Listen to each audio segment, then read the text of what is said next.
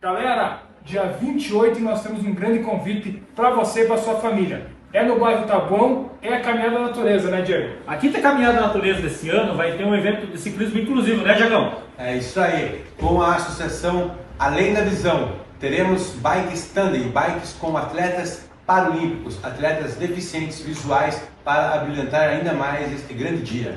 É isso aí. O que vai ter de bom lá para o pessoal participar? Vai lá almoçar, lá já série, vai ter uma deliciosa vaca atolada, além de feira gastronômica local, para quem for participar de todo esse evento que vai ter esse ano aí. É isso aí. Esperamos vocês!